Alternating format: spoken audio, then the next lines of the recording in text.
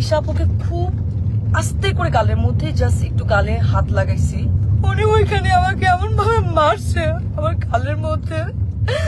গালের মধ্যে এত জোরে জোরে মারছে। আমার এখানে যে দেখেন দাগ, খামচির দাগ টাগ, হাতে দাগ টাগ, রক্ত বের করে ফেলছিল কালকে। 50 মিনিট এরকম বাথরুমের মধ্যে আটকা থাকতো, কি খায় না খায় আমরা জানি না, ওনার গায়ে থেকে গন্ধ আসে, কেমন যেন পাগলের মতো অ্যাটিটিউড করতেছে। এখন উনি কি নেশা করছে কি নেশা করে না সেটাও আমি জানি না। আজকে আমি লাইভে আসছি একটা কথা বলার জন্য।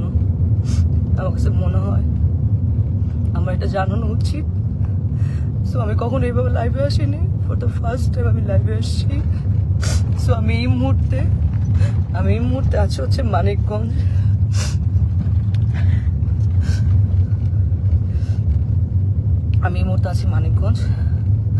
মানিকগঞ্জ ডিরেক্টর রাফাত মজুমদার রিঙ্কু ভাইয়ের একটা কাজে আসছি ফিকশনে। এখানে আমার সাথে আছে তানজিন তিশা, সুদুজ্জামান সেলিম ভাইয়া, মোমেন আন্টি এবং অ্যাক্টর মিরাপি। তো আমি জানি না আসলে, গতকালকে আমার প্রথম সিন এবং গতকালকে আমি মানিকগঞ্জ আসি। এসে আমি তানজিন তিশা আপুর জন্য আমি খুব সুন্দর ঢাকা থেকে গিফট নিয়ে আসছিলাম, যে আমি তানজিন তিশা আপুকে গিফটগুলো দিব। কারণ আপু এত সিনিয়র, আপু একটা ফিল্ম করতেছে, আপুকে উইশেসের জন্য আমি আপুকে আসলে গিফটটা দিই, কিন্তু আপু গিফটটা নেয় না এবং সে গিফট অ্যাকসেপ্টও করে না, এবং সেখানে সবাই ছিল, সবাই দেখছেও। তো আমি কিছু বলি না যে উনি হয়তো গিফট নেয় নেই, ঠিক আছে মেনে নিচ্ছি।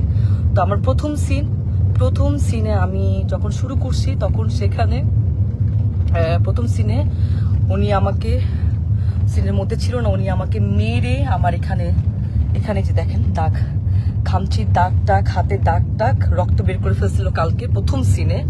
এবং সেইটা যখন মনিটরে এসে আমি যখন দাঁড়াইছিলাম তখন রিঙ্কু ভাইয়া এবং সেলিম ভাইয়া দুজনেই বলতেছিল যে তিশার কি হয়েছে, তোমার সাথে কি কোনো ঝামেলা আছে আগে, ও তোমাকে এভাবে মারলো কেন বা কি আসে বিষয়। আমি তখন আসলে এক পর্যায়ে আসলে আমি বলেই দিছিলাম যে হ্যাঁ, এর আগে আমি যখন আসলে নাটকে মুশফিকুর ফারহানের সাথে কাজ করতাম অ্যাজ এ কো আর্টিস্ট হিসেবে, তখন তিশা আপু আমাকে এরকম ফোন দিয়ে থ্রেট দিছিল যে হ্যাঁ ফারহানের সাথে কাজ করতে পারবা না। আমাকে না, আরো অনেককে আসলে এরকম উনি ফোন দিয়ে থ্রেট দিছিল, যে পায়েলকেও, কেয়া পায়েল, তারপর আরো অনেককে এরকম ফোন দিয়ে উনি থ্রেট দিছে যে কাজ করা যাবে না। তো আমি তখন বলছিলাম ওই সময়টা যে আপু কেন আমি কাজ করব না, আমি তো আর্টিস্ট, আমি তো সবার সাথেই কাজ করব, ফারহান ভাইয়ের সাথে কাজ করব, জোবান ভাইয়ের সাথে কাজ করব, সবার সাথে। ফারহান ভাইয়ের সাথে কেন কাজ করব না, কি সমস্যা কি? তখন আমি বলছি হ্যাঁ আমার ফারহান আমার জামাই হয়। আমি তখন কিছু বলি না, আচ্ছা ঠিক আছে মনে হয় পার্সোনাল ওনাদের ব্যাপার হয়তো। তারপরে এরপরে গিয়ে কিন্তু আমি ফারহানকে জানাইছি ফোন দিয়ে যে ফারহান তিশা আপু কিন্তু আমাকে ফোন দিয়ে এইসব কথাবার্তা বলছে, এইভাবে হলে তো কাজ করতে পারবো না। তো সেটাও তাও 1-2 বছর আগের কথা। যাই হোক, উনি হয়তো ওই ক্ষোভ বা এই রাগ নিয়ে আসে কিনা আই ডোন্ট নো। আজকে আমার সব সিন শেষ, আমি লাস্ট সিন। তো ওই সিনের মধ্যে লেখা ছিল যে আমি গিয়ে তিশা আপুকে, সিনের মধ্যে লেখা আছে আমি গিয়ে তিশা আপুকে চট দিব এবং চট দেওয়ার পর উনি ওইখান থেকে চলে যাবে, এটা সিনের মধ্যে লেখা। তো আমি টেকনিক্যালি, আমরা তো আর্টিস্ট, আমরা তো টেকনিক্যালি কিন্তু আসলে আর্টিস্টকে আমরা যদি কেউ কাউকে মারে বা আঘাত করে আমরা কিন্তু খুব সফটলি টেকনিক্যালি সেটা করি। তো আমি তিশা আপুকে খুব আস্তে করে গালের মধ্যে জাস্ট একটু গালে হাত লাগাইছি।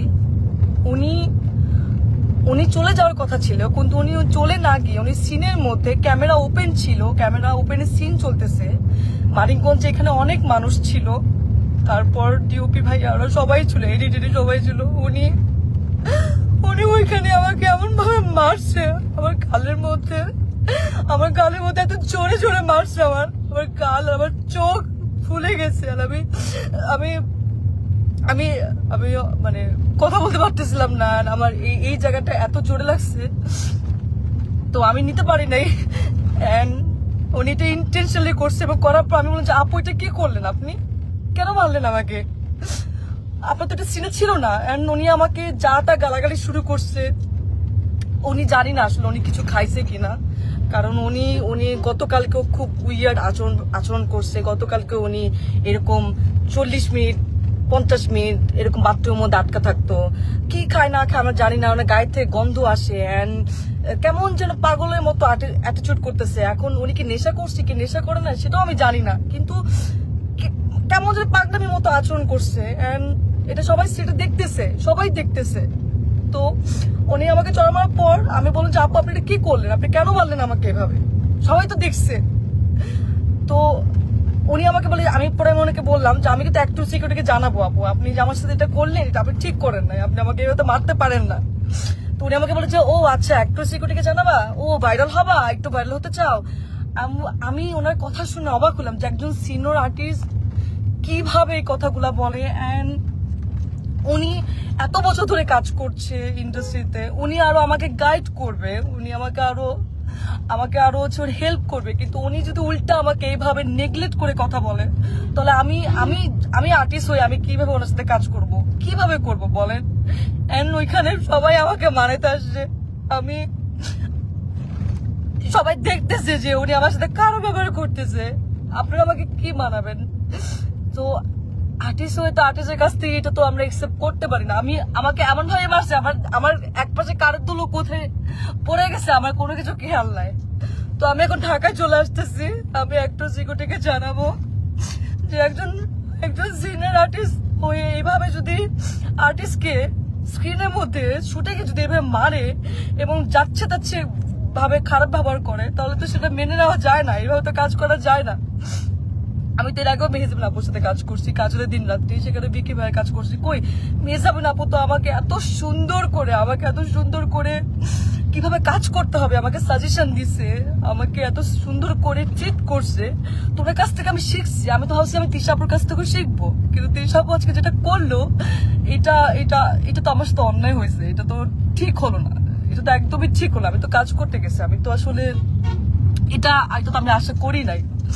তো যাই হোক, এখন সেলিম ভাইয়া ওনারা সবাই এখানে ছিলেন, সেলিম ভাইয়া ওনারা সবাই দেখছে, এখন ওনারা জানে ওনারা কি ডিসিশন নিবে। কিন্তু আমি ঢাকায় যাচ্ছি, আমি একটু সিকিউরিটিকে জানাবো যে ওনারা আসলে কি ব্যবস্থা নিবে। এবং আজকে যদি এরকম একজন আর্টিস্টের সাথে কাজ করে, মানে আমার যদি এই অবস্থা হয় তাহলে যারা কাজ করছে প্রিভিয়াস বা তারাই বা কি ফেস করছে। তো আমি তো সবসময় আশা করি যে আমি যারা সিনিয়র, যারা মেহজাবিন আপু বা যাদের সাথে কাজ করব, কখনো সামনে যখন কাজ করব তাদের কাছ থেকে আমি শিখবো। কিন্তু তানজিন তিশা আজকে উনি যেটা করলো আমার সাথে, আমি এত নাইসলি ওনাকে গিফট দেওয়ার চেষ্টা করলাম, সেটাও তো নিল না, উল্টা আমাকে মারলো শুটিং সেটে। এটা কি ঠিক করলো? আপনি তো সিনেমা করছেন না, তানজিন তিশা তো সিনেমা করছে, তো একজন সিনেমা আর্টিস্ট, তার তো মনটা অনেক বড় হওয়ার কথা ছিল, সে তো আর আমাদেরকে শিখাবে, গাইড করবে, কিন্তু সে সবার সামনে আমাকে এভাবে মারলো।